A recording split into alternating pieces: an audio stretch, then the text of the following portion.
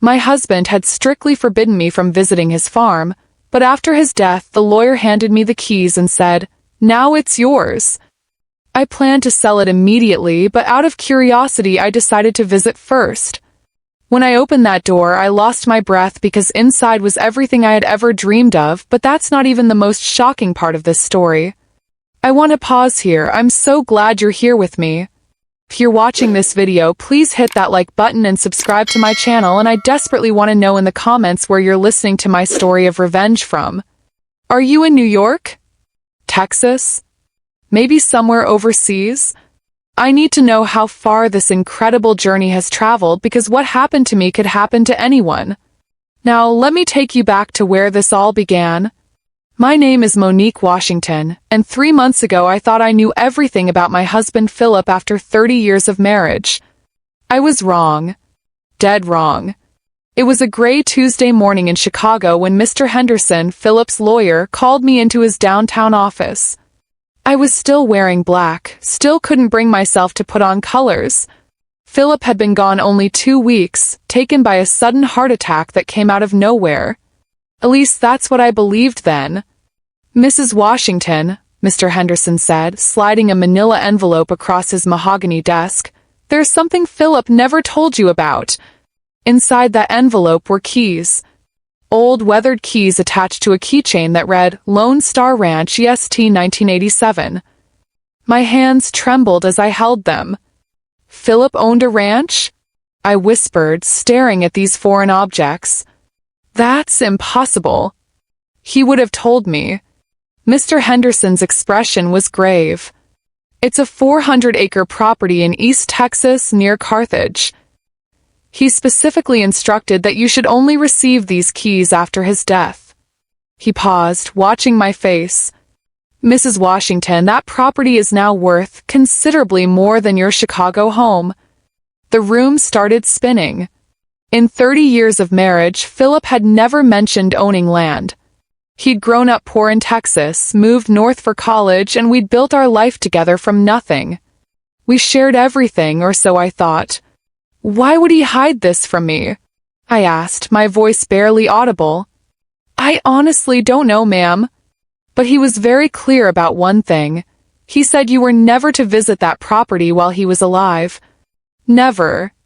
Under any circumstances. Those words hit me like a physical blow. Philip had kept a secret from me for 30 years. A ranch. Land. Property worth more than our family home. And he'd forbidden me from ever seeing it. That night I sat in our kitchen, my kitchen now, staring at those keys. Marcus, my 29-year-old son, was convinced I should sell immediately. "Mom, you don't know anything about running a ranch," he'd said over the phone. "Just sell it and use the money for your retirement." But Keisha, my 25-year-old daughter, was curious like me. "Mama, don't you want to know why Daddy kept this from us? Don't you want to see it at least once?" I did want to know. God help me, I needed to know. So on that Friday morning, I loaded my overnight bag into my Honda Accord and started the long drive to East Texas. 8 hours of highway, 8 hours of questions spinning through my mind. What was Philip hiding? Why had he forbidden me from going there? What could be so terrible that he'd rather take the secret to his grave? The GPS led me down increasingly remote roads until I was driving through pine forests and rolling hills I'd never imagined. The landscape was beautiful in a way that took my breath away, so different from Chicago's urban sprawl. Finally, I saw the sign, "Lone Star Ranch, private property." My heart hammered as I turned down the gravel driveway. Stretched for nearly a mile through towering pine trees before opening into a clearing. And there, nestled among ancient oak trees, stood a house that made me gasp out loud. It wasn't the run-down farmhouse I'd expected. This was a beautiful 2-story home with wraparound porches, painted in soft yellow with white trim, the exact colors I'd always said I'd choose if we ever built our dream house. Flower beds bloomed with my favorite roses, and there was even a porch swing positioned to catch the morning sun. With shaking hands, I fitted the key into the front door lock. Turned easily, as if it had been waiting for me. I pushed open the door and stepped inside. What I saw made my knees buckle. I had to grab the door frame to keep from falling. The entire house had been designed for me.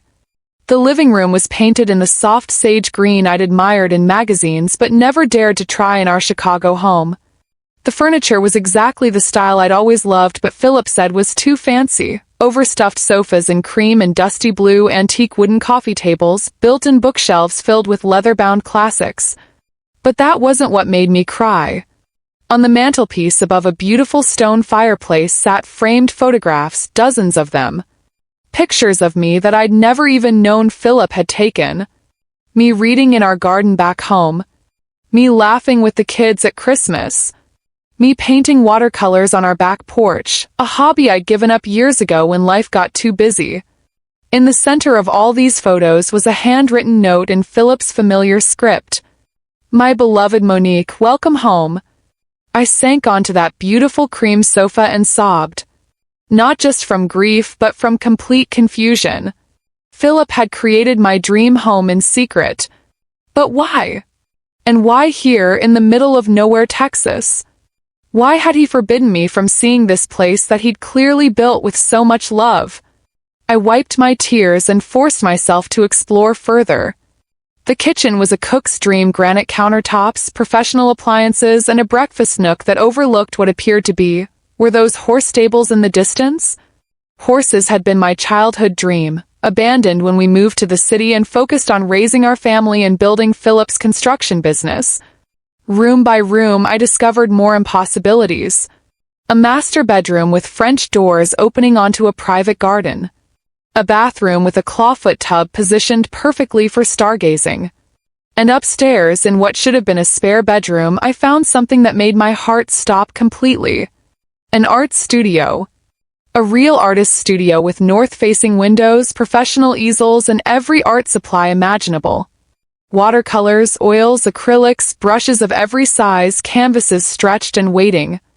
On one easel was a half-finished painting, a landscape of rolling hills that looked suspiciously like the view from this very window.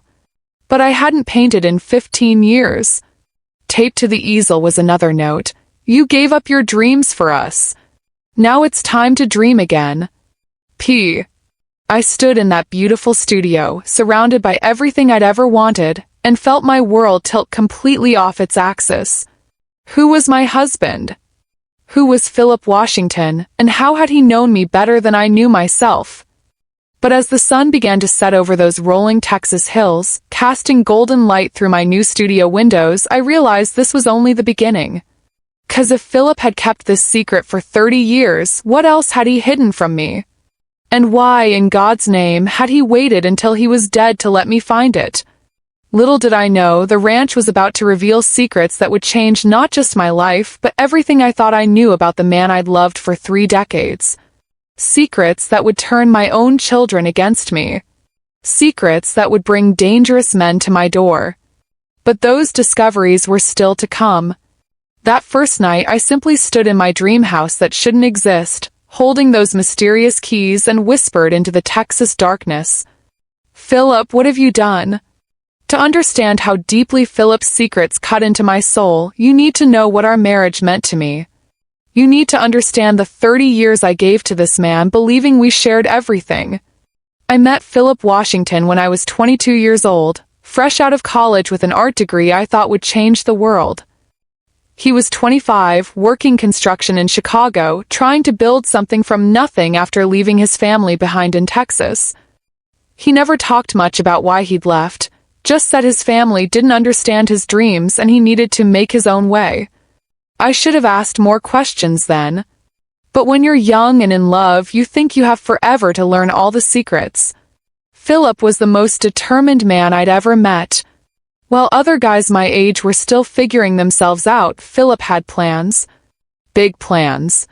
He wanted to start his own construction company, buy a house, build a family. He courted me like a gentleman from another era, bringing flowers, opening doors, walking me to class even though his work started at dawn. "Monique, baby," he used to say, "I'm going to give you everything you deserve. A beautiful home, beautiful children, a beautiful life." And he did. Dear God, he really did. But it came at a price I didn't fully understand until now. Within 2 years of meeting, we were married. Within 5 years, Philip's construction business was thriving, and we'd bought our first little house on the south side of Chicago. Marcus came along when I was 27, and Keisha followed 4 years later. Philip worked 16-hour days to provide for us, building Washington Construction from a one-man operation into one of Chicago's most respected firms.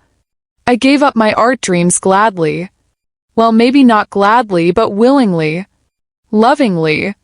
'Cause Philip needed me to manage the business books, to raise our children, to be the stable foundation while he climbed toward success. He'd come home covered in sawdust and concrete dust, exhausted but always making time to help Marcus with homework or read Keisha bedtime stories. "You're my queen, Monique," he'd whisper when he thought I was sleeping. My beautiful queen. I believed him completely. Those early years were hard financially, but they were happy years. We were building something together, a business, a family, a legacy. Philip worked construction sites during the day and took business classes at night. I managed our growing household, kept the company books, and somehow found time to be room mother and PDA president and everything our children needed. The sacrifices felt natural then.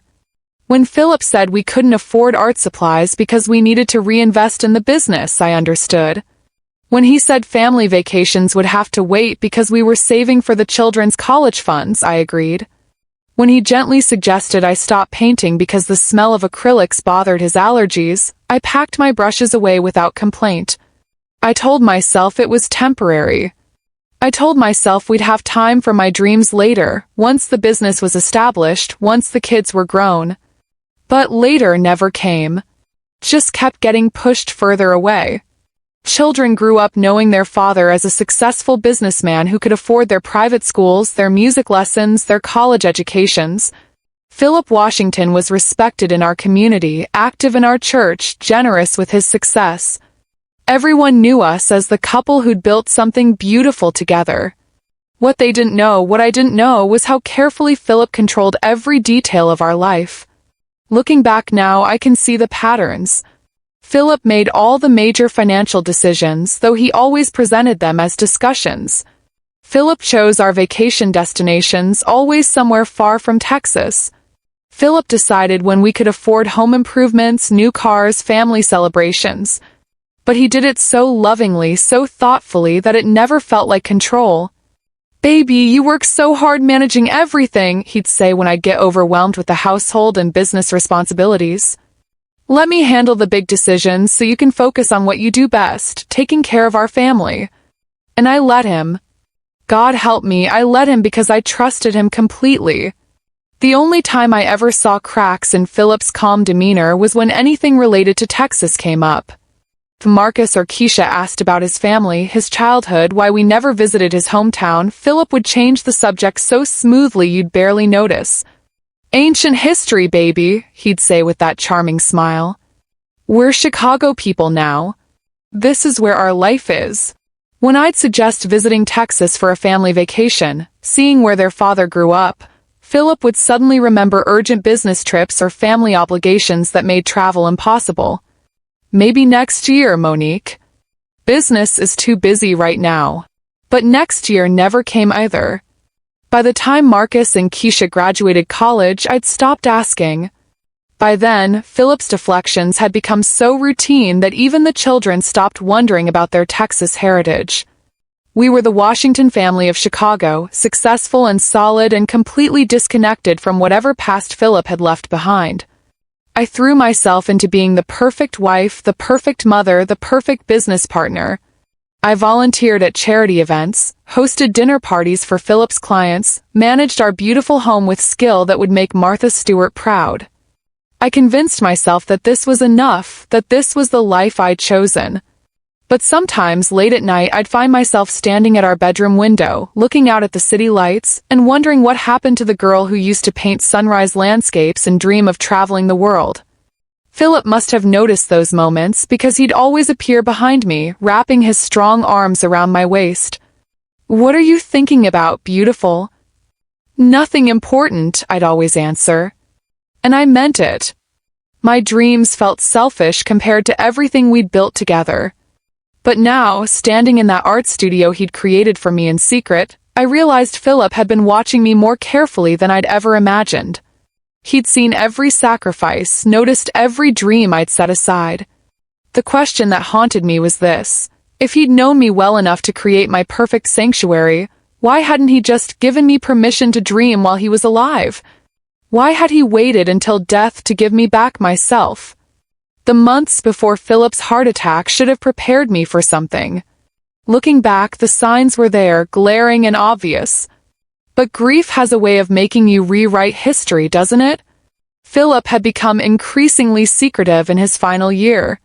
More phone calls taken in private. More business trips that seemed to involve very little actual business.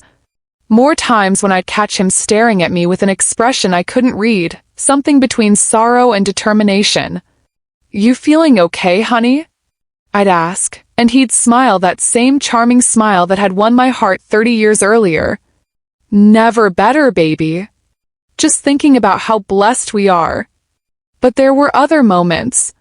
Moments when he'd hold me a little too tightly, like he was trying to memorize the feeling. Moments when he'd insist we call Marcus and Keisha for no particular reason, just to hear their voices. Moments when he'd stare at me painting my little watercolor postcards, the only art I still allowed myself, with tears in his eyes. "I'm so proud of you, Monique," he said one evening, watching me paint a Chicago skyline. "I hope you know how proud." "It's just a little hobby, Philip." "No, baby." His voice was unusually intense. "It's not just anything. Promise me you'll never stop creating beautiful things." I should have known. Dear Lord, I should have known he was saying goodbye. The heart attack came on a Tuesday morning while Philip was at the office. No warning, no chance to say goodbye, no time to ask all the questions that are eating me alive now. One minute I was planning dinner, the next minute the hospital was calling to tell me my husband was gone. 30 years of marriage, and I thought I knew everything about the man I'd loved. I thought we'd shared every dream, every fear, every hope for our future. How could I have been so naive? How could the man who loved me enough to create that beautiful ranch have hidden it from me for 3 decades? What else had he hidden? And most importantly, why had he felt the need to hide anything at all? Standing in that Texas kitchen, surrounded by evidence of Philip's secret knowledge of my heart, I felt something I'd never experienced before. Deep, bone-deep betrayal mixed with devastating love. 'Cause that ranch wasn't just a secret. It was proof that Philip had known me better than I'd known myself, and had chosen to keep that knowledge locked away until I could discover it only in his absence. The question that would haunt my dreams was simple. If he loved me enough to build my paradise, why hadn't he trusted me enough to share it? That first morning at Lone Star Ranch, I woke up in the most beautiful bedroom I'd ever seen, and for a split second I forgot Philip was gone. The French doors were open to catch the morning breeze, and I could hear birds singing outside like something from a fairy tale. Then reality crashed back, and I remembered where I was in the secret life my husband had built without me. I made coffee in that dream kitchen, using a machine that was somehow already stocked with my favorite blend. Even the cream in the refrigerator was the exact brand I preferred. It was like Philip had expected me to arrive at any moment, like he'd been preparing this place for my immediate comfort. But how had he known exactly when I'd come? The flowers in the garden were in perfect bloom, the refrigerator was fully stocked with fresh food, and there wasn't a speck of dust anywhere. Someone had been maintaining this place, keeping it ready. After that first cup of coffee, I decided to explore the property properly. Philip had built this ranch for me. The least I could do was discover what else he'd hidden. Walking out the back door, I found myself on a wraparound porch that offered views of rolling hills stretching to the horizon. The morning mist was lifting off the pastures, creating an almost magical landscape that made my artist's heart ache with longing. This was the kind of vista I used to dream of painting during all those years I'd convinced myself I was too busy for art. To my left, I could see what were definitely horse stables, and my heart actually skipped a beat. As a little girl in Detroit, before my family moved to the projects, I'd spent every spare moment at the local riding stable. I groomed horses, mucked stalls, and begged for riding lessons we couldn't afford. I dreamed of having my own horse someday, of living somewhere with wide open spaces and clean air. I told Philip about those dreams during our early dating years when we'd stay up all night talking about our childhoods, our hopes, our someday plans. I described in detail how I'd wanted to wake up to the sound of horses nickering softly, how I'd imagined brushing my own mare in the morning sunlight. But that was 30 years ago. How had he remembered? My hands trembled as I walked toward those stables. They were beautifully constructed. Philip's craftsmanship was evident in every board, every carefully hung door. As I got closer, I heard something that made me stop dead in my tracks. Soft nickering. Just like I'd described in my girlish dreams. Inside those stables were 3 horses, a gentle-looking chestnut mare, a proud black gelding, and a sweet paint horse with the most intelligent eyes I'd ever seen. They all came to their stall doors when they saw me, as if they'd been expecting my visit. On the chestnut mare's stall was a nameplate, Sunrise. On the black gelding's, Midnight. And the paint horse was called Dream. I sank onto a hay bale and sobbed until I thought my heart would break. These weren't just horses. They were living proof that Philip had been listening to every word I'd ever spoken, storing away every dream I'd shared, even the ones I'd forgotten myself. A voice behind me made me jump. "Mrs. Washington? I'm sorry to startle you." I turned to find an elderly black man in work clothes, his weathered hands holding a feed bucket. His kind eyes showed no surprise at my tears. "I'm James Sullivan," he said gently. "I've been taking care of this place for Mr. Philip these past 3 years. He told me you'd be coming eventually, and I should introduce myself when you were ready." 3 years! My voice came out as a whisper. "Yes, ma'am. Mr. Philip hired me to maintain the property and care for the animals. He said his wife would inherit everything someday, and I should make sure it was perfect for her arrival." 3 years. Philip had been planning this for 3 years, and I'd never suspected anything. "The horses," I managed to say. "He bought me horses." James smiled. "He spent months finding exactly the right ones." Said his wife had told him about her childhood dreams, and he wanted every detail to be perfect. "Sunrise there, she's gentle as a lamb but spirited enough to give you a good ride. Midnight's got the smoothest gait you'll ever feel. And Dream," James chuckled. "Dream's got personality enough for all 3. Mr. Philip said she reminded him of you." That made me laugh despite my tears. Philip had always teased me about my spirited personality. "There's more, isn't there?" I asked, though I wasn't sure I was ready for more revelations. James nodded toward the main house. "He left you something in the office. Said you'd know when it was time to find it." Back in the house, I located what must have been Philip's office, a comfortable room with a massive desk and floor-to-ceiling windows overlooking the horse pasture. On the desk was a laptop computer and a note in Philip's handwriting. "My beloved Monique, if you're reading this, I'm gone and you found our sanctuary. I'm sorry I couldn't share this with you while I was alive. Press play when you're ready to hear why. All my love forever, Philip." Next to the laptop was a USB drive labeled, "For my Queen Year 1. With shaking hands, I inserted the drive and opened the first video file. Philip's face filled the screen and I gasped out loud. This had been recorded recently, maybe just weeks before his death. He looked tired but peaceful, sitting in this very office. "Hello, beautiful," his familiar voice said, and I broke down completely. "If you're watching this, then I'm not there to explain everything in person, and I'm so sorry for that. But I need you to know that everything I did, every secret I kept, was to protect you and give you the life you deserved." The video continued for 20 minutes. Philip explained that he'd been secretly battling a heart condition for 3 years.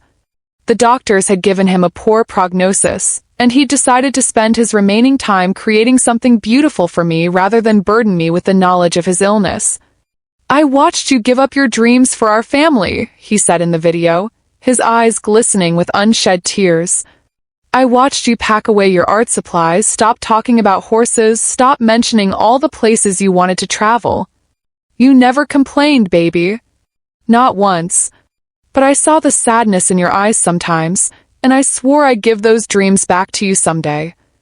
He'd spent 3 years of weekends at this ranch, overseeing every detail of construction, personally selecting every piece of furniture, every paint color, every fixture.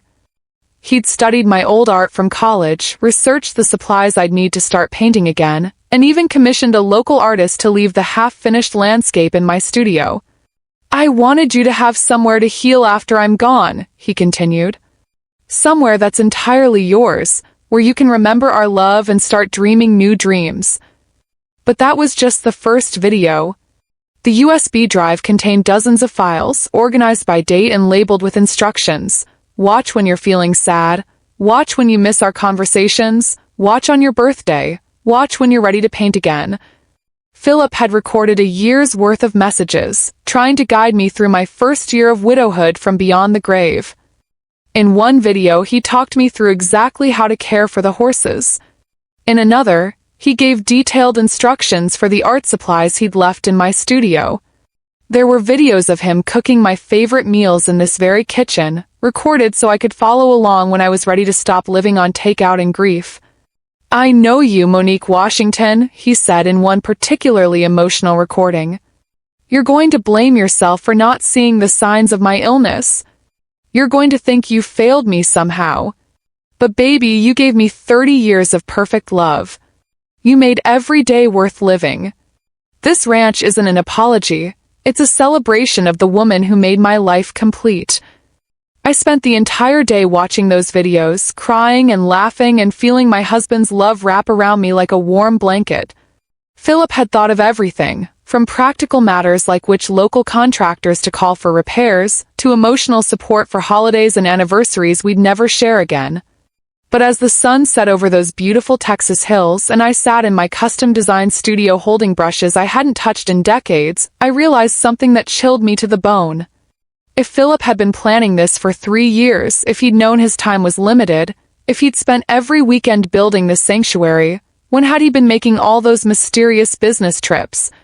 When had he been taking all those private phone calls? 'Cause James had said he'd seen Philip every weekend for 3 years. But Philip had told me he was traveling for business most weekends during that same period. So where had Philip really been on all those other trips? What else had he been doing during those 3 years when he knew he was dying? I walked back to his office and looked more carefully at the desk. In the bottom drawer, I found a second USB drive. This one wasn't labeled with loving messages. This one was simply marked, "If something happens to me, give to Monique only." My hands shook as I held it. Philip's first drive had been about love and dreams and healing. But this second drive, this felt different. Heavier. More dangerous. I stared at that unmarked drive for a long time, sitting in Philip's chair, surrounded by his final gift of love, and realized that maybe I didn't know my husband as well as I'd thought. Maybe the ranch wasn't just a sanctuary. Maybe it was also a fortress. And maybe Philip hadn't just been preparing me for widowhood. Maybe he'd been preparing me for war. But that wasn't even the biggest secret Philip kept from me. 'Cause as I would soon discover, the ranch itself was hiding something that would make me question everything I thought I knew about my husband, my family, and my future. Something that would bring dangerous men to my door and turn my own children against me. Something worth killing for. I never got the chance to watch that second USB drive. 'Cause the very next morning, as I was sipping coffee on my new porch and watching the horses graze in the morning mist, 3 black SUVs came rumbling down my gravel driveway. My peaceful sanctuary was about to become a battlefield. The first man who stepped out of the lead vehicle was tall and broad-shouldered like Philip, but where my husband had carried himself with quiet confidence, this man moved with aggressive authority. His expensive suit looked out of place against the rural backdrop, and his cold gray eyes swept over the property like he was appraising valuable real estate. Behind him came 2 more men, clearly family from their similar features and bearing. All 3 wore funeral black and expressions of practiced grief that didn't reach their eyes. You must be Monique, the first man said, approaching my porch with arms outstretched as if we were long-lost family. I'm Robert Washington, Philip's oldest brother. These are my brothers Jerome and Samuel. I stood frozen, coffee cup in hand, staring at these strangers who shared my husband's last name but nothing of his warmth. I'm sorry, I managed to say. Philip never mentioned having brothers. Robert's smile faltered for just a moment before returning full force. That's our Philip, always was private about family matters. We've been estranged for years, sadly. But death has a way of bringing families together, doesn't it? Jerome stepped forward, a shorter, stockier version of Robert with the same calculating eyes. We came as soon as we heard about our brother's passing. We're so sorry for your loss, sister-in-law. The way he said sister-in-law made my skin crawl. Like he was testing how the words felt in his mouth. How did you find me? I asked, still not moving from my porch steps. Something about these men set every instinct I had on high alert. Samuel, the youngest and quietest of the three, spoke up. Philip's lawyer mentioned you might be visiting the old family property. We thought it was time we paid our respects. Old family property? I repeated. Philip bought this ranch himself. Built this house. The three brothers exchanged glances, quick, meaningful looks that excluded me entirely. Of course he did, Robert said smoothly. What I meant was, this land has been in the Washington family for generations. Our grandfather worked these fields. Our father dreamed of building something here someday. Philip was just fulfilling the family vision. That was the first lie, though I didn't recognize it as such at the time. I was too overwhelmed by their sudden appearance, too confused by their claims of family connection that Philip had never mentioned. Would you like to come inside? I heard myself asking, though every fiber of my being wanted these men gone. That's very kind of you, Monique, Robert said, already moving toward my front door. We'd love to see what Philip built here. He always was talented with his hands. Inside my beautiful sanctuary, the three brothers moved with the casual familiarity of men accustomed to taking what they wanted. They admired Philip's craftsmanship with comments that sounded like praise but felt like evaluation. Beautiful work, Jerome said, running his hand along my custom kitchen counters. This must have cost a fortune to build. Philip worked very hard, I replied carefully. He wanted to create something special. Samuel wandered into the living room, picking up one of Philip's framed photos like he was examining merchandise. Must be expensive to maintain a place this size. All this land, those horses we saw, the upkeep on a house like this. I'm managing just fine, I said, though I wasn't sure why I felt defensive. Robert settled himself into Philip's favorite chair, a presumption that made my jaw clench. Of course you are. But Monique, you're a city woman. Chicago-born and raised, if Philip told us correctly. Running a ranch is hard work, even for people who grew up on the land. I'm learning, I said. Learning is expensive, Jerome added from the kitchen. Feed for those horses, maintenance on all these buildings, property taxes on 400 acres, it adds up fast. 400 acres. I hadn't told them how much land Philip owned. How did they know? We're not here to burden you, Robert continued, his voice taking on a tone of false concern. We're here to help family. Philip was our brother, which makes you our sister. And family takes care of family. Samuel joined us in the living room, having completed his inspection. What Robert means is, we know this place must feel overwhelming right now. You're grieving, you're trying to figure out life without Philip, and now you've got this huge property to deal with. We'd like to help, Jerome said, returning from the kitchen with a cup of my coffee, though I hadn't offered him any. Take some of the burden off your shoulders. What kind of help? I asked, though something in their coordinated presentation made me deeply uneasy. Robert leaned forward, his gray eyes fixing on mine with practiced sincerity. We'd like to buy the ranch from you. Keep it in the Washington family, honor Philip's memory, and give you the freedom to return to your real life in Chicago. This isn't for sale, I said immediately. Everything's for sale at the right price, Samuel replied with a chuckle that held no humor. Robert shot his brother a warning look. What Samuel means is, we're prepared to make you a very generous offer.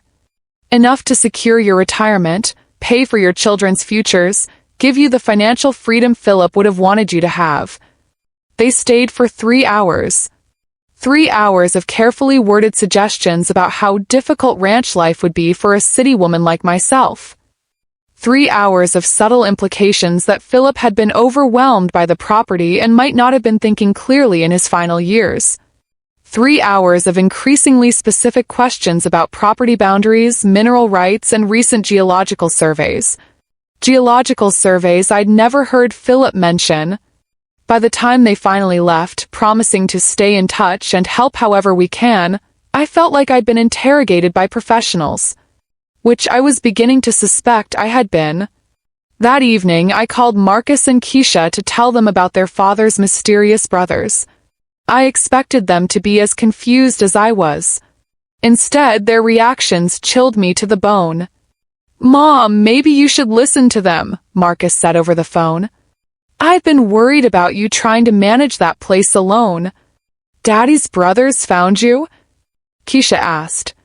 "What are they like? Do they know stories about Daddy's childhood?" "You've never heard Philip mention them?" I asked both children. "Not once. Dad was always private about his family," Marcus replied. "Maybe he was embarrassed about some falling out. But now that he's gone, maybe it's time to reconnect with his people." His people. Like I wasn't Philip's people after 30 years of marriage. "They offered to buy the ranch?" Keisha pressed. "For how much?" "Mom, maybe that's the smart thing to do. You don't know anything about ranching, and Daddy would want you to be secure." It was the same language the brothers had used. The same concerns, the same suggestions. Had they already spoken to my children? That night I couldn't sleep. I kept thinking about the way the brothers had moved through my house, not like guests but like prospective buyers. The way they'd known about the 400 acres, the property taxes, the geological surveys. The way my own children seemed prepared for their arrival. Around midnight, I heard voices outside my bedroom window. Low, male voices that carried across the still night air. I crept to the window and looked down at the front yard. The 3 brothers were standing by their vehicles, which were still parked in my driveway. They'd never left. I opened the window just enough to hear their conversation, my heart hammering against my ribs. "Easier than I expected," Robert was saying. "She's completely clueless about what this place is really worth." "The kids are already on board," Jerome replied. "Few more conversations about family legacy and what Philip would want, and they'll pressure her to sell." "What about the bunker?" Samuel asked. "Think Philip told her about it?" My blood ran cold. "The bunker? What bunker?" "No way," Robert said. "If she knew about the oil surveys, she'd never consider selling. Philip was smart enough to keep that from her." Oil surveys. The words hit me like a physical blow. "Still think we should just make her an offer she can't refuse," Samuel said, and something in his tone made my skin crawl. "Patience, little brother," Robert replied. "We do this clean and legal. Get the kids to petition for their rightful inheritance, contest Philip's mental state when he made that will, and present ourselves as the reasonable solution. By Christmas, this place will be ours and she'll be back in Chicago with a nice settlement check." "And if she won't play along?" Jerome asked. Robert's laugh was cold as winter wind. "Then we remind her that accidents happen on ranches all the time, especially to city women who don't know how to handle horses." I backed away from the window, my hand pressed over my mouth to muffle my gasp. These men weren't Philip's grieving brothers trying to help. They were predators who'd circled my property like vultures, and they were planning to take everything Philip had built for me. But why? What was so valuable about this ranch that they'd threaten my life for it? Oil? They'd mentioned oil surveys. But Philip had never said anything about oil on the property. Or had he? Was that what was on the second USB drive I'd been too afraid to watch? I spent the rest of that sleepless night staring at that mysterious drive, knowing that whatever was on it would change my life forever. But as dawn broke over the Texas hills and I watched those 3 black SUVs finally drive away, I realized I didn't have a choice. Philip had built me a sanctuary, but he'd also left me a war to fight. And if I was going to protect everything he'd died to give me, I needed to know exactly what I was fighting for. It was time to learn the truth about what lay beneath my beautiful ranch. And it was time to find out why Philip's own brothers were willing to kill me for it. The second USB drive contained only one file, a video of Philip sitting in what looked like a concrete room I'd never seen before. Behind him were filing cabinets, maps on the walls, and stacks of documents. This wasn't his office upstairs, this was somewhere else entirely. "My darling Monique," Philip began, his voice more serious than I'd ever heard it. "If you're watching this, then Robert, Jerome, and Samuel have found you. I prayed this day would never come, but I had to prepare for the worst." My hand shook as I adjusted the laptop screen. Philip looked older in this recording, more tired, like the weight of terrible knowledge was crushing him. "What I'm about to show you will change everything you thought you knew about my family, this ranch, and why I kept it secret for so long. But first, you need to find my war room. Go to the old barn behind the house. In the northwest corner, you'll see a feed bin that looks like all the others. But this one is different. It's not attached to the floor." I paused the video and looked out at the property. There was indeed an old barn about 100 yards from the house, weathered and rustic compared to the horse stables. I'd barely glanced at it during my explorations. "Move the feed bin," Philip continued when I restarted the video. "Underneath, you'll find a concrete staircase leading down. I built this room in secret using contractors from 3 different states who never saw the whole project. What you'll find down there will explain everything." The video ended there, leaving me staring at a black screen and fighting the urge to pack my bags and flee back to Chicago. But Philip's words from the night before echoed in my mind. Accidents happen on ranches all the time, especially to city women who don't know how to handle horses. Running wouldn't save me. These men had already targeted me, already begun turning my children against me. If I was going to survive this, I needed to understand what I was fighting. 20 minutes later, I stood in that old barn, staring at a feed bin that looked identical to all the others. But when I pushed against it, it slid aside easily, revealing a concrete staircase descending into darkness. My heart hammered as I fumbled for the light switch Philip had mentioned. When the fluorescent lights flickered on, I gasped out loud. I was looking down into what could only be described as a command center. Concrete walls lined with filing cabinets, a large desk with multiple monitors, maps covering every available surface, and enough documentation to fill a law library. This wasn't just a hidden room. This was a bunker built for war. I descended those stairs on shaking legs, each step taking me deeper into a world I'd never known existed. At the bottom, I found myself in Philip's secret life, a life he'd built entirely without my knowledge. The maps on the walls made my breath catch. They showed the ranch property in incredible detail, but they weren't just topographical maps.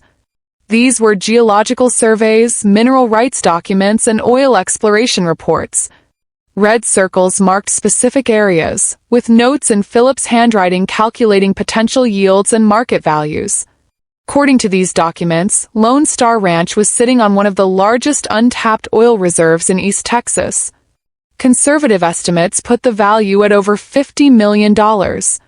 Optimistic projections suggested it could be worth 3 times that amount. $50 million.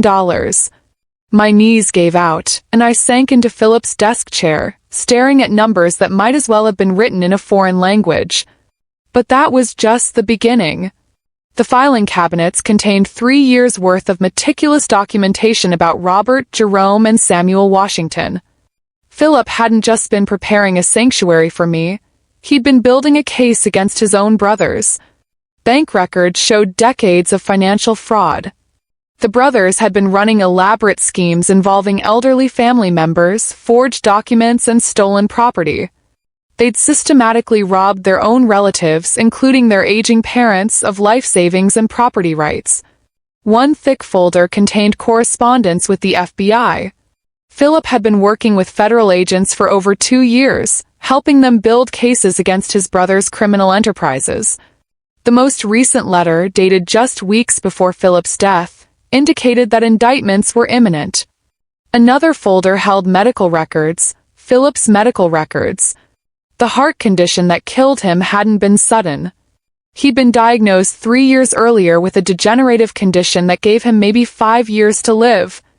He'd known he was dying, and he'd spent every remaining day protecting me from dangers I'd never imagined. In his own handwritten notes, Philip had outlined his brother's likely strategy. They'll wait until I'm gone, then approach Monique with fake grief and family solidarity. They'll offer to help with the ranch, making it seem like a burden too heavy for her to carry. They'll manipulate Marcus and Keisha with stories about Washington family legacy and their rightful inheritance. If that doesn't work, they'll contest the will, claiming I wasn't mentally competent. If that fails... Philip's handwriting trailed off, but the next line made my blood run cold. They've killed before.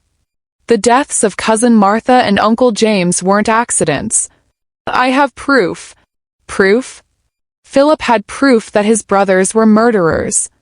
I found that proof in the deepest filing cabinet drawer. Photographs, witness statements, insurance documents, and financial records showing how Robert, Jerome, and Samuel had systematically murdered elderly family members for their inheritances. Martha Washington had supposedly fallen downstairs after changing her will to leave them her house. James Washington had died in a hunting accident just days after refusing to sign over mineral rights to family land. Philip had been building this case for 3 years, working with federal investigators, documenting every crime, every fraud, every murder. But he died before seeing justice done. Now it was up to me. The final folder contained Philip's strategy for protecting me.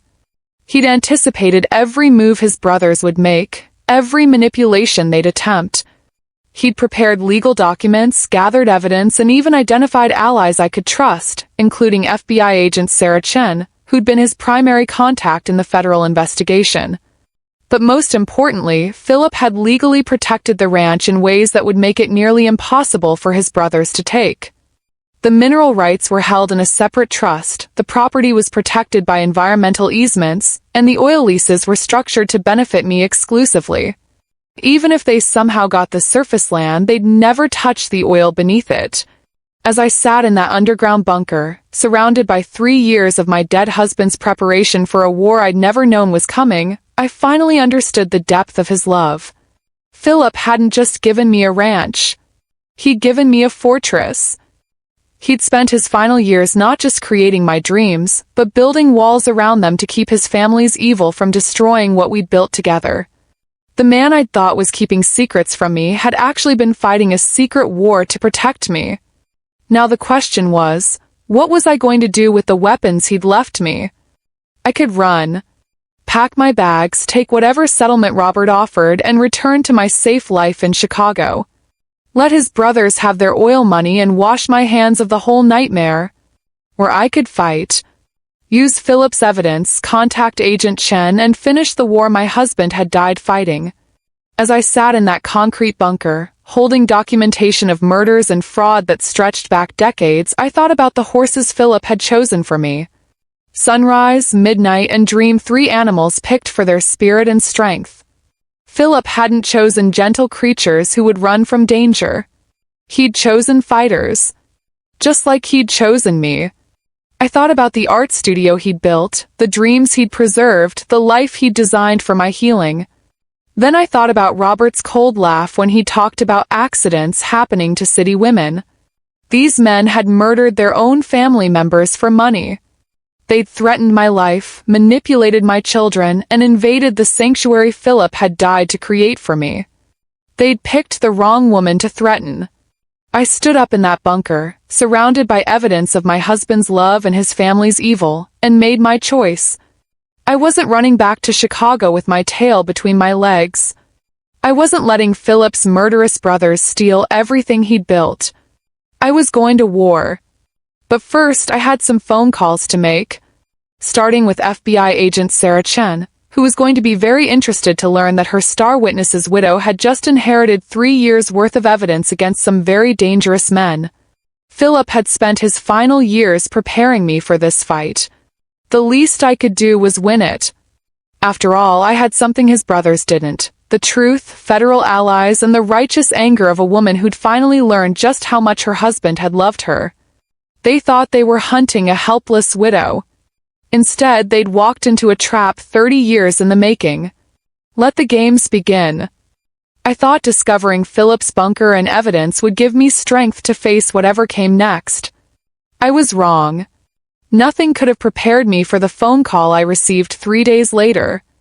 "Mom, we need to talk." Marcus's voice was cold, formal, the tone he used when he was trying to control his anger. "Keisha and I are driving down to Texas this weekend. There are some things about Dad and this ranch situation that you need to understand." "What things?" I asked, though my stomach was already sinking. "Things about family, Mom. Things about what Dad really would have wanted." That phrase, "what Dad really would have wanted," hit me like a physical blow. It was exactly what Robert had said during their visit. Word for word. When Marcus and Keisha arrived that Saturday morning, they weren't alone. Robert Washington's sleek black Mercedes followed their rental car down my gravel driveway, and my heart sank to my boots. My children, my babies, climbed out of their car with expressions I'd never seen before. Cool, judgmental, disappointed. They looked at me like I was a stranger who'd done something shameful. "Mom," Keisha said, not even bothering with a greeting hug, "we've been talking to Dad's family. His real family. And we need to discuss some things." "His real family?" I repeated, staring at my daughter. "Honey, we were his real family. For 30 years. Marcus stepped forward, his jaw set in that stubborn way that reminded me painfully of his father. "Mom, you can't just pretend these men don't exist. They're Dad's brothers. That makes them our uncles, and they have rights." Rights. Legal language that sounded foreign coming from my son's mouth. Robert approached with that same practiced sympathy he'd worn during his first visit, but now there was triumph in his eyes. He'd accomplished something during my children's absence, something that had turned my own flesh and blood against me. "Monique," Robert said smoothly, "I hope you don't mind that I invited myself along." Marcus and Keisha had some questions about their father's family history, and I thought I should be here to provide answers. "What kind of questions?" I asked, though I was afraid to hear the answers. Keisha pulled out a manila folder thick with documents I didn't recognize. Questions about why Dad cut his family off. Questions about why he never told us about our Southern heritage. Questions about whether he was thinking clearly when he made decisions about this ranch. My blood ran cold. "What do you mean, thinking clearly?" Marcus took the folder from his sister and opened it, revealing what looked like medical documents. "Mom, did you know Dad had been seeing a cardiologist for 3 years? Did you know he was on medication for a serious heart condition? Did you know," Keisha continued, her voice gaining strength, "that people with his type of heart disease often experience cognitive issues? Memory problems, confusion, poor decision-making." I stared at my children, seeing Robert's manipulation written all over their faces. He'd taken Philip's brave battle with his illness and twisted it into evidence of mental incompetence. "Your father was not confused," I said firmly. "He was protecting us." "Protecting us from what?" Marcus demanded. "From knowing his own family? From understanding our heritage? From having relationships with our uncles?" Robert stepped closer, his voice taking on a tone of reasonable concern. "Monique, I know this is hard to hear, but Philip's illness affected his judgment in his final years. The decision to hide this property from you, to keep his family away from his children, these weren't the actions of the man you married. They were exactly the actions of the man I married, I shot back. A man who knew his family better than anyone. Mom, Keisha said, and I heard tears in her voice. Uncle Robert told us about Dad's childhood. About how poor they were, how hard their parents worked. About how Dad just abandoned them when he went north to college. He never came back, never called, never helped when their parents got sick. The pain in my daughter's voice was real, and it broke my heart. 'Cause she was believing a lie, and I could see it destroying her image of her father. That's not true, I whispered. Isn't it? Marcus pulled out more documents. Here's a death certificate for our grandfather, Philip Washington Sr. He died 12 years ago. Dad never came to the funeral. Never even sent flowers. Here's medical bills for our grandmother, Keisha added, her voice breaking. She spent her last 2 years in a nursing home. Dad never visited, never helped pay for her care. She died alone, Mom. I felt like I was drowning. Philip had never mentioned his parents' deaths, never spoke of their final years. But looking at these documents, seeing the pain in my children's faces, I began to doubt everything I thought I knew. Why would he keep this from us? Keisha whispered. Why wouldn't he let us know our own grandparents? Robert's voice was gentle, sympathetic. Because his illness was affecting his judgment, sweetheart. The Philip who raised you, that was the real man. But in his final years, the heart condition, the medication, the stress, it changed him. Uncle Robert has lawyers, Marcus said, and the word uncle coming from his mouth made me want to scream. They've reviewed Dad's will and there are concerns. What kind of concerns? I asked, though I was dreading the answer. Jerome stepped forward for the first time, holding a thick legal document. Concerns about whether Philip was mentally competent when he signed that will. Concerns about whether he understood the full value of this property. Concerns about whether he was unduly influenced by outside parties. Side parties. They were talking about me. My own children were sitting there while these men implied I'd manipulated their dying father. This is insane, I said, my voice shaking with rage. Philip built this ranch for me. Every detail, every room, every choice, it was all for me. Mom, Marcus said gently, like he was talking to a confused elderly person, that's exactly the kind of grandiose gesture that concerns the lawyers. A man in Dad's condition, spending hundreds of thousands of dollars on a property he forbade you to visit? Building an elaborate fantasy instead of getting proper medical care? He did get medical care, I protested. He was working with doctors, he was hiding his condition from everyone who loved him, Keisha interrupted, tears streaming down her face.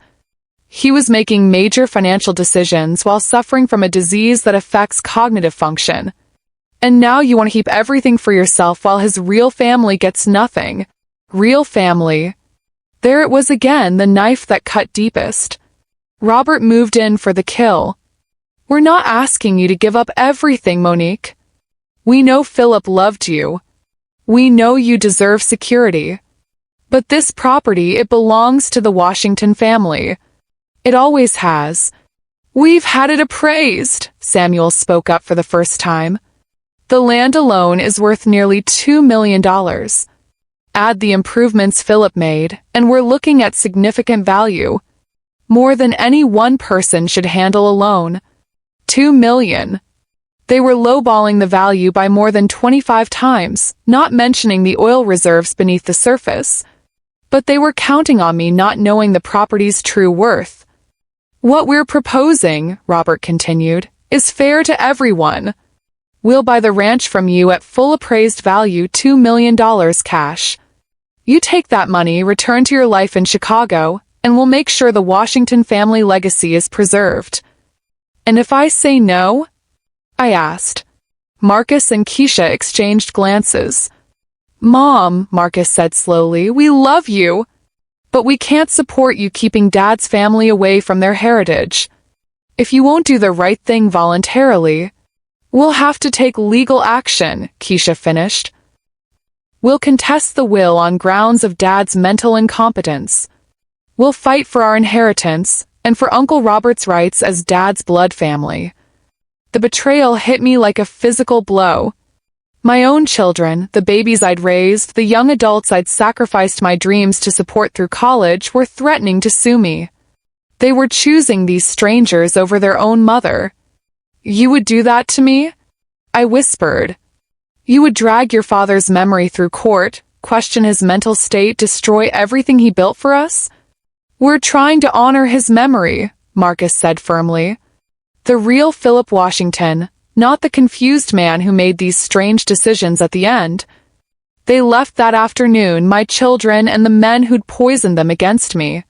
Before driving away, Robert handed me a business card. "Our offer stands for 1 week, Monique.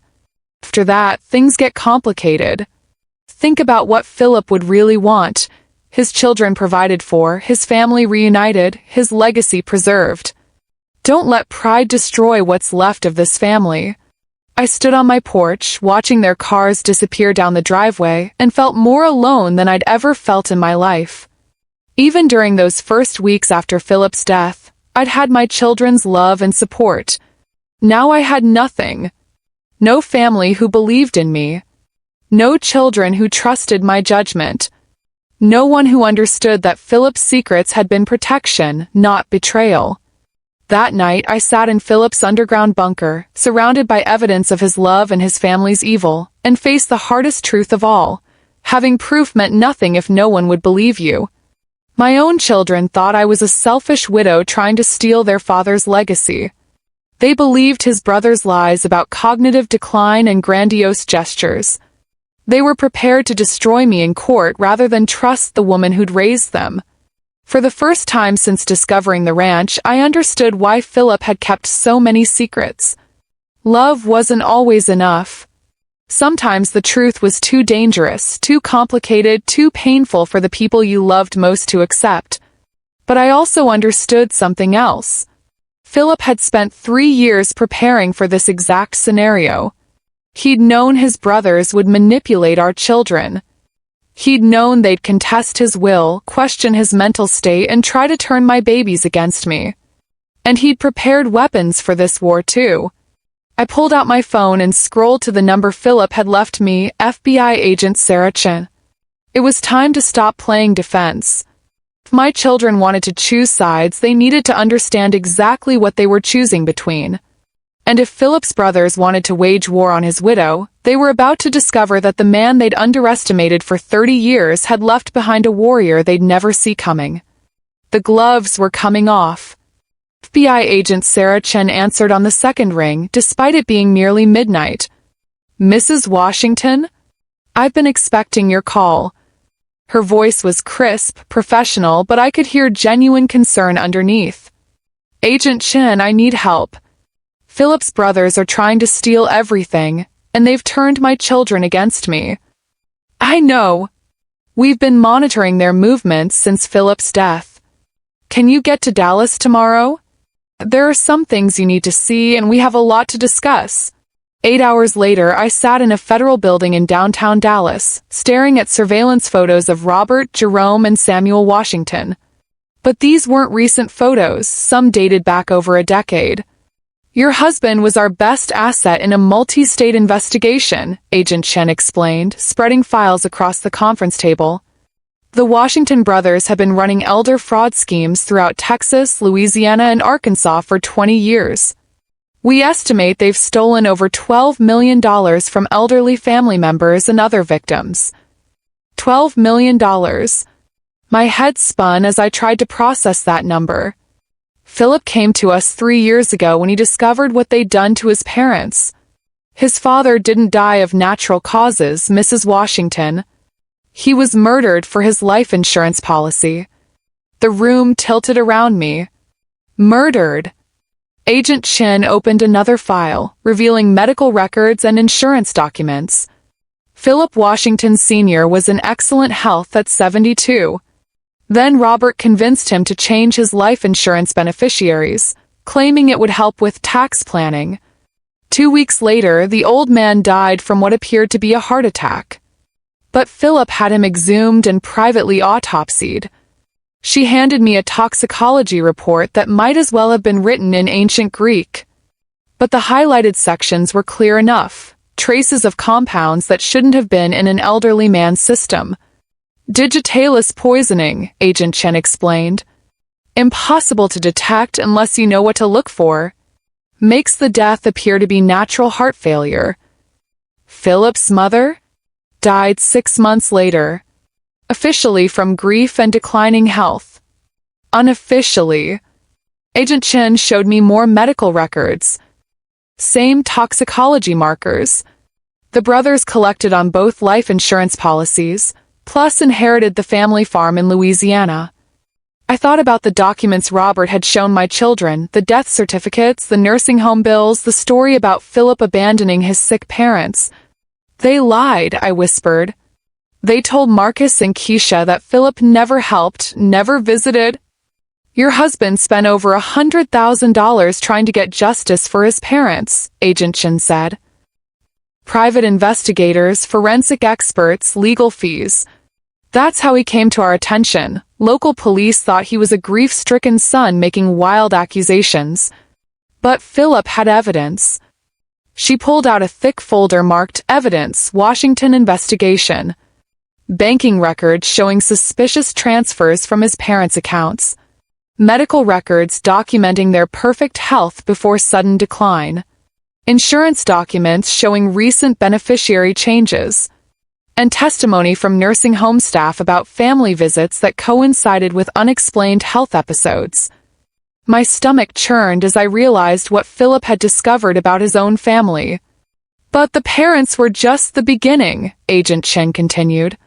We've documented at least 8 other elderly victims over the past 15 years. The brothers have a system. They identify isolated elderly people with assets, gain their trust through fake concern and family connections, manipulate them into changing wills and beneficiaries, then... She didn't need to finish. Pattern was clear. Why didn't Philip tell me? I asked, though I was beginning to understand. Because they'd threatened you and the children. We have recorded phone calls. Robert explicitly told Philip that accidents could happen to families who interfered with business. Philip chose to work with us secretly rather than put you at risk. Agent Chen opened her laptop and played an audio file. Philip's voice filled the room and I started crying immediately. They've made it clear that if I expose them, Monique and the kids will pay the price, Philip was saying. I can't take that risk. But I can build a case quietly, gather evidence, and make sure they're stopped after I'm gone. The recording continued for 20 minutes. Philip detailing his brother's crimes, their threats, his desperate desire to protect us while still seeing justice done. He knew he was dying, I whispered. He'd been diagnosed with a hereditary heart condition, the same one that killed his father before the brothers accelerated it with poison. Philip knew he had maybe 5 years, and he spent every day of those final 3 years building our case. Agent Chen closed the laptop and looked at me directly. Mrs. Washington, we have enough evidence to arrest all 3 brothers today.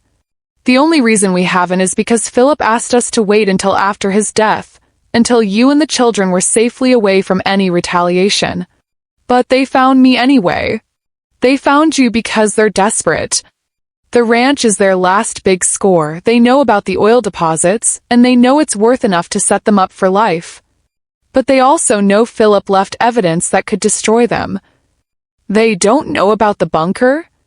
Agent Chen smiled grimly. They have no idea what Philip prepared for you.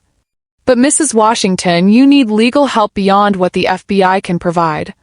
You need someone who understands Texas property law, someone who can protect Philip's will and estate while we build our criminal case.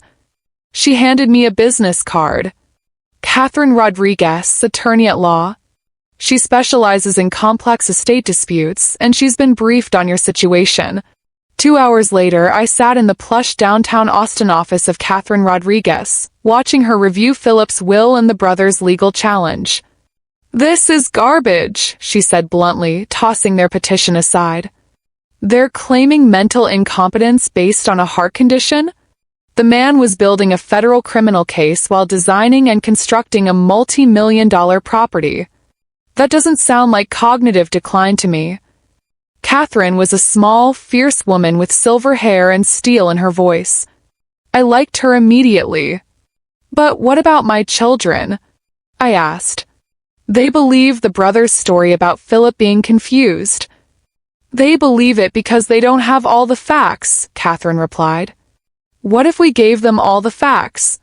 She pulled out a legal document I'd never seen before. Your husband was more thorough than you realize. This is a sealed letter he left with my predecessor, to be opened only if his will was contested on grounds of mental incompetence. My hands shook as I broke the seal and unfolded Philip's final message to our children. Marcus and Keisha, if you're reading this, then my brothers have convinced you I was not thinking clearly when I made my will. They've told you I was confused, sick, making poor decisions. They've shown you documents about my parents' deaths and made it seem like I abandoned my family. Truth is harder than their lies, but you deserve to know it. My parents were murdered by my brothers for money. I spent 3 years working with the FBI to prove it. The ranch I left your mother isn't just property, it's evidence. And the brothers trying to steal it aren't grieving family, they're criminals who've killed 8 people for money. I kept this from you to protect you. But if they've turned you against your mother, then it's time you knew why I spent my final years building walls instead of bridges. Your mother isn't keeping you from your inheritance, she is your inheritance. Everything I built for her. Everything I hid to keep all of you safe. Choose wisely. Choose love over lies. Choose the woman who raised you over the men who would kill you for your trust fund. All my love, Dad. I couldn't stop crying as I finished reading Philip's words. Even facing death, even knowing his children might turn against me, he'd found a way to protect us all. There's more, Catherine said gently. She handed me another document, a complete forensic financial analysis of the brothers' crimes prepared by Philip's team of investigators. Your husband didn't just gather evidence for the FBI. He built a complete case showing exactly how much money his brothers stole, from whom, and how they did it. This document proves they've been living off blood money for 20 years. The analysis was devastating. Bank records, insurance claims, property transfers, all showing a clear pattern of elder abuse, fraud, and murder stretching back 2 decades. Can we share this with Marcus and Keisha? I asked. We can do better than that, Catherine smiled. We can invite them to a family meeting where they learn the truth about their father's brothers, and about why their father spent his final years protecting them from monsters. For the first time in days, I felt hope stirring in my chest. Philip hadn't just left me evidence, he'd left me an army. FBI agents, forensic accountants, legal experts, and most importantly, the truth. Robert, Jerome, and Samuel Washington thought they were stealing from a confused widow. Instead, they'd walked into a trap 3 years in the making. When do we spring it? I asked Catherine. This weekend. We'll invite your children, the brothers, and a few surprise guests to discuss the estate settlement. They'll come expecting to pressure you into signing over the ranch. Catherine's smile was predatory. Instead, they'll find themselves facing federal agents with arrest warrants and your children learning exactly what kind of men they've been supporting. The war Philip had prepared me for was about to begin. And this time, I wouldn't be fighting alone. The meeting was set for Saturday morning in Catherine's conference room, large enough to accommodate what she called all interested parties. I arrived early, my stomach churning with nervous energy. Today, my children would learn the truth about their father's family. Today, justice would finally be served. Catherine was already there, arranging documents with military precision. Remember, let them talk first. Let them make their demands, present their case. We want everything on record before we reveal what we know. At exactly 10 o'clock, my family began arriving. Marcus and Keisha came together, their faces set with grim determination. They still believed they were here to force me to do the right thing about Philip's estate. Robert, Jerome, and Samuel arrived 15 minutes later in their customary black SUVs, dressed in expensive suits and wearing expressions of confident victory. They thought today was the day they'd finally claim their prize. What they didn't know was that FBI agent Sarah Chen and 3 other federal agents were positioned in the adjoining conference room, listening to every word through hidden microphones. "Thank you all for coming," Catherine began formally. "We're here to discuss the estate of Philip Washington and address the concerns raised by his surviving family members." Robert immediately took control, as I'd expected. "Ms. Rodriguez, we appreciate Monique agreeing to this meeting. We know this has been difficult for everyone, but we believe we can reach an amicable settlement that honors Philip's true wishes." "And what do you believe Philip's true wishes were?" Catherine asked innocently. "Philip was sick in his final years," Jerome answered. "His heart condition affected his judgment. The decision to leave everything to Monique, cutting out his blood relatives, wasn't something a healthy Philip would have done." Marcus leaned forward, his voice intense with conviction. "Mom, we love you. But it's not fair for you to keep Dad's entire legacy when his family gets nothing. Uncle Robert has shown us documents. Dad's parents died alone because he abandoned them. His brothers struggled financially while he built his business empire. We just want what's fair," Samuel added.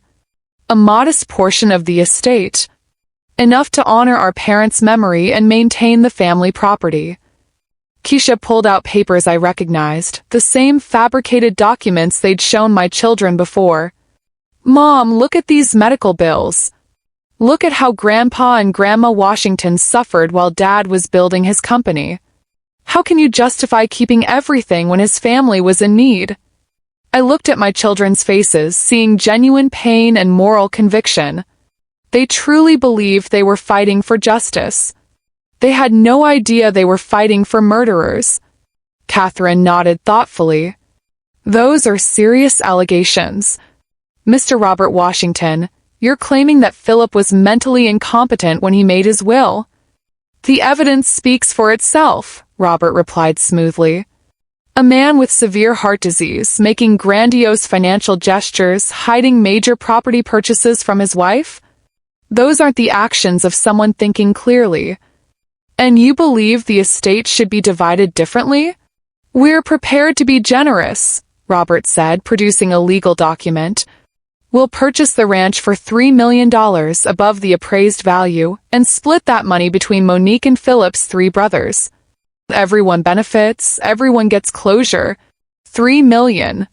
Still a fraction of the property's true worth." Catherine examined their document carefully. "This is very interesting. But before we proceed, I think everyone should hear from Philip directly." She gestured to the large monitor at the end of the conference room. "Mrs. Washington, would you mind inserting the USB drive Philip left for this exact situation?" My hands trembled as I inserted the drive containing Philip's sealed video message. The screen flickered to life, and suddenly my husband was in the room with us, looking directly at his children. "Marcus and Keisha," Philip's voice filled the room and both my children gasped. "If you're watching this, then my brothers have turned you against your mother by telling you I was mentally ill." Robert's face went white. "This wasn't part of their plan. They've shown you documents claiming I abandoned our parents, that I refused to help when they were sick and dying. They've convinced you that I was confused in my final years, making irrational decisions about money and property." Philip paused, his eyes seeming to look directly at each person in the room. "The truth is that Robert, Jerome, and Samuel murdered my parents for their life insurance money. They poisoned my father with digitalis to simulate heart failure, then killed my mother 6 months later using the same method." Marcus jerked backward in his chair. "That's impossible." "I spent 3 years working with the FBI to prove it," Philip continued. 3 years gathering evidence, documenting their crimes, building a case for justice. The brothers sitting in that room with you aren't grieving family members, they're criminals who've murdered at least 8 elderly people for money. Keisha was crying now, staring at the screen in horror. "The medical bills they showed you? Fake. The death certificates claiming natural causes? Falsified after they bribed a corrupt coroner. The story about me abandoning my family? A complete lie designed to turn you against the mother who raised you. Robert stood up abruptly. This is ridiculous. Philip was clearly delusional. Sit down, Mr. Washington, Agent Chen said, entering the room with her team. You're under arrest for the murders of Philip Washington Sr., Martha Washington, James Washington, and 5 other elderly victims. The room erupted in chaos. Samuel tried to run for the door but was immediately blocked by federal agents. Jerome sat frozen in his chair, his face gray with shock. But it was Robert's reaction that chilled me to the bone. Even caught red-handed, even facing federal agents with handcuffs, he looked directly at me with pure hatred. You think you've won, he snarled. You think this is over? That property should have been ours. Our grandfather worked that land. Our father died dreaming of building something there. Your father died because you killed him, Agent Chen replied calmly, snapping handcuffs around Robert's wrists. Philip's video was still playing. Marcus and Keisha, I need you to understand something else. Your mother isn't keeping you from your inheritance. She is your inheritance. Everything I built for her. The ranch, the oil rights, the financial security.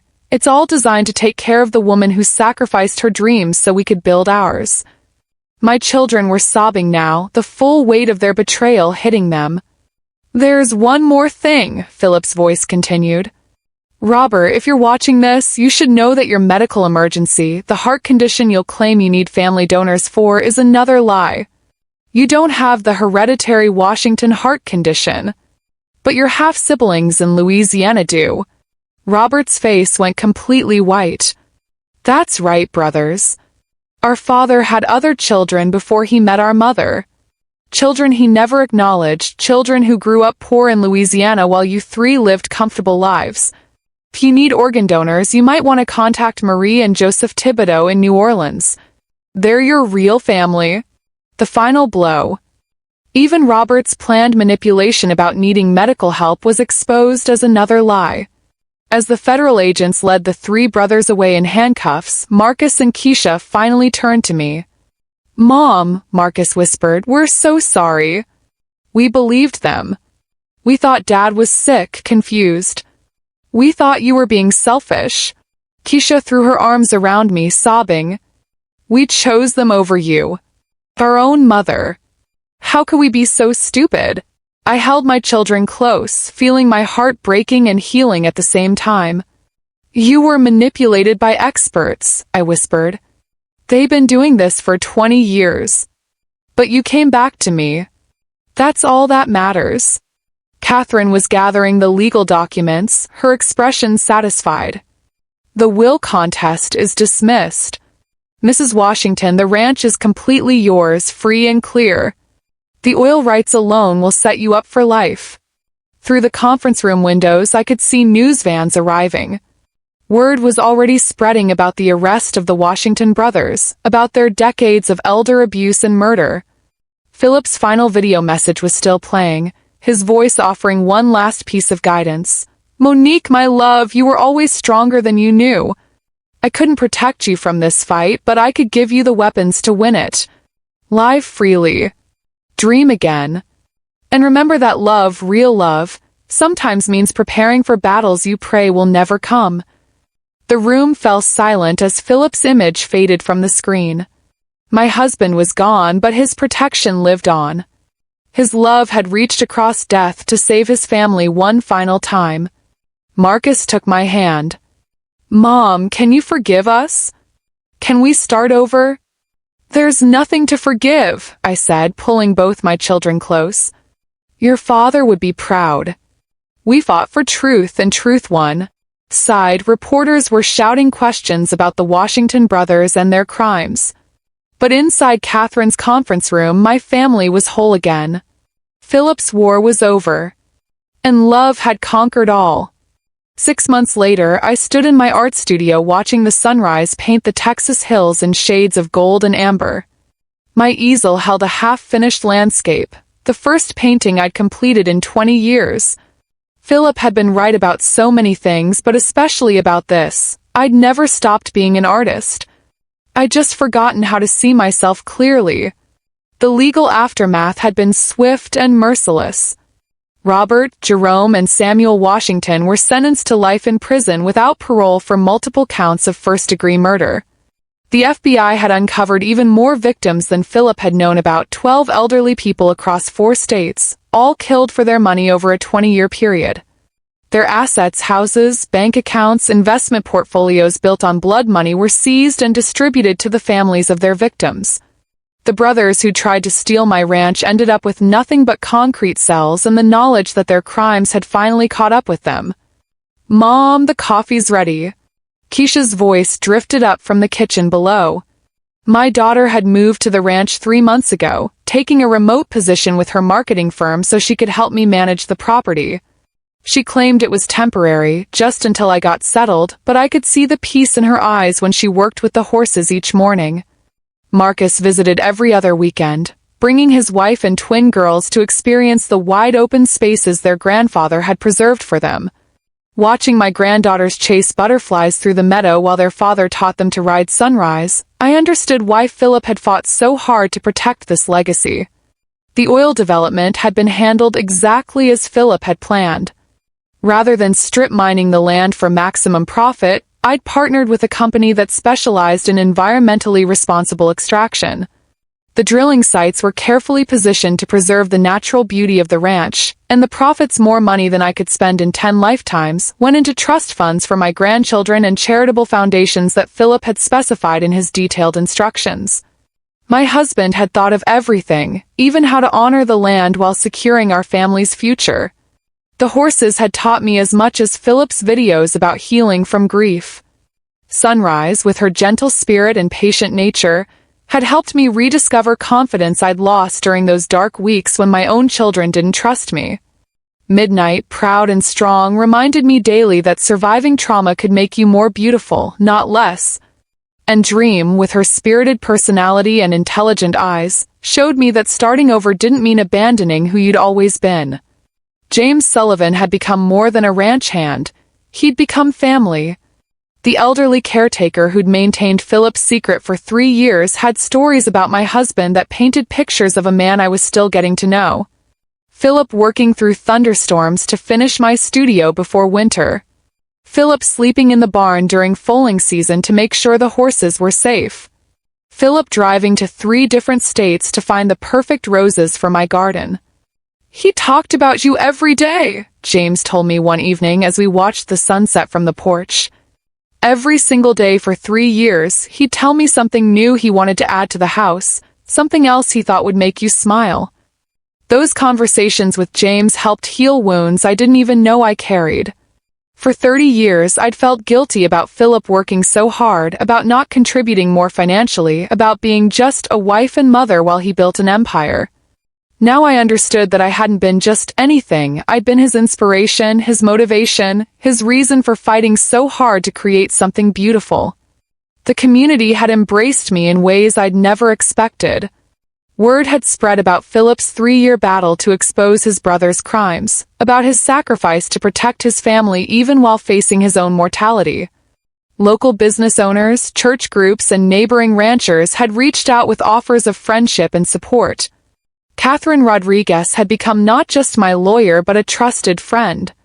She'd helped me navigate not just the legal complexities of the estate, but the emotional challenges of learning to make my own decisions after 30 years of sharing every choice with Philip. "You're stronger than you think," she told me during one of our regular lunches in town. Philip knew that. That's why he trusted you with all of this. Agent Sarah Chen had kept me updated on the ongoing investigation, which had expanded to include corrupt officials who'd helped the brothers cover their tracks. Philip's evidence had broken open cases across multiple states, bringing justice to families who'd thought their loved ones' deaths would never be explained. "Your husband's work will save lives," Agent Chen had told me at the brothers' sentencing hearing. "Other families won't have to go through what you experienced." But it was the quiet moments that taught me the most about healing.